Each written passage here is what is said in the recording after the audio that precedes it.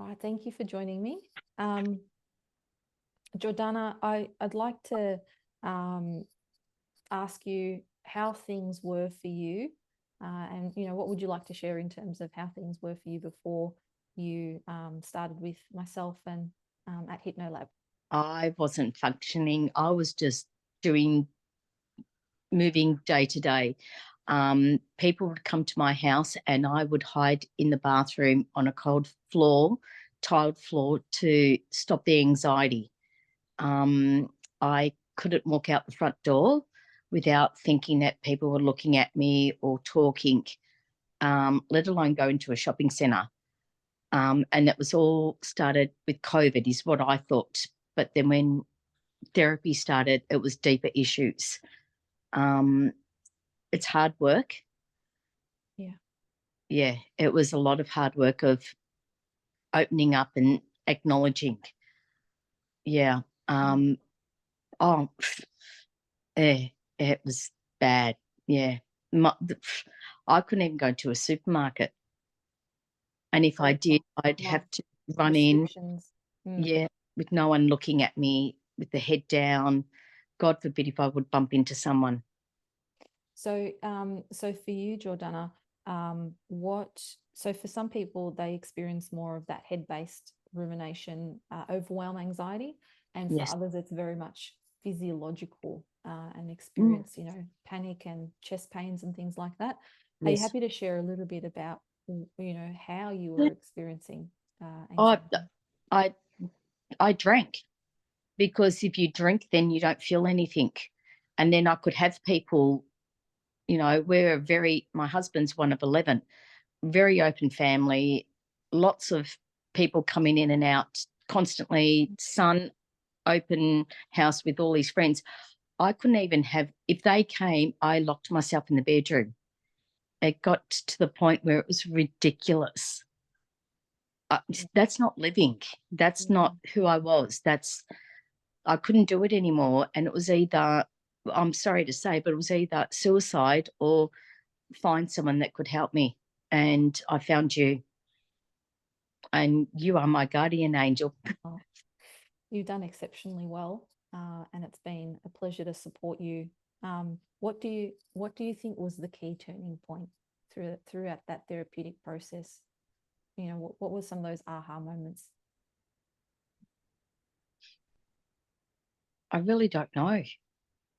Um, I think the hardest thing is to make that first contact, to admit that you've got a problem, Yeah. and to accept. The minute you accept that you've got a problem and you reach out, the doors start opening. Mm. And then you've got to be open to yourself. You have to be true to yourself to want to be helped. And I was ready for it. Yeah, Yeah. absolutely. Yeah. Absolutely. And then, so what was like that first sign of recovery for you? What was the first sign that things were getting better? I asked my husband if he could take me to a shopping centre. And I said, but it has to be first thing in the morning. Mm. And I will tell you when I need to get out. And when I say now, it's now. And we went into two shops and I said, I've had enough. And I felt, look, I went into two shops. It was no big deal at High Point. But to me, it was a huge step, huge, that I'd walked into a shopping centre with people that I didn't know. After COVID, there were crowds. I survived. Yeah. I got into the car afterwards. I had bags of shopping.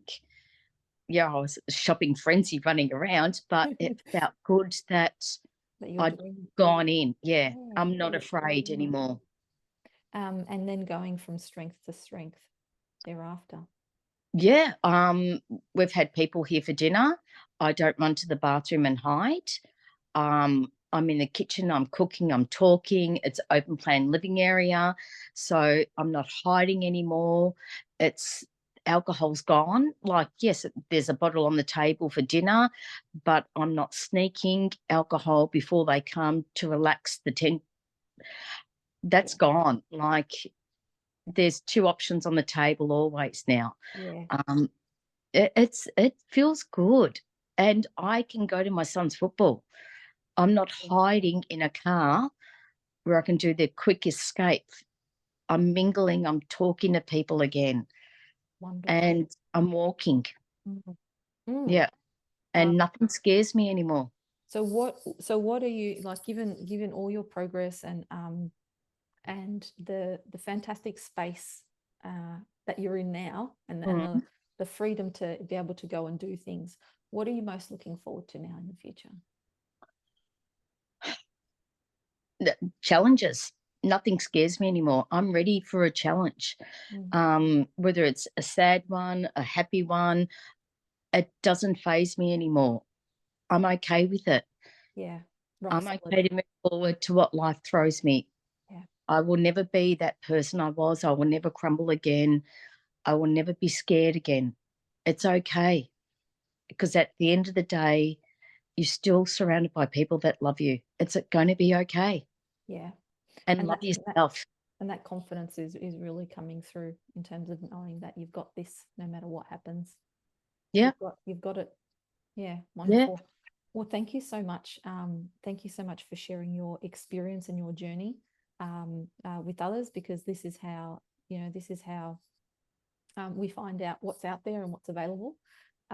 If there's a message that you could give someone contemplating, you know, working with us, or even contemplating doing something about their anxiety, what would you recommend? What would you encourage them to do? You have to pick up the phone. It's going to be okay at the end. It is so going to be okay.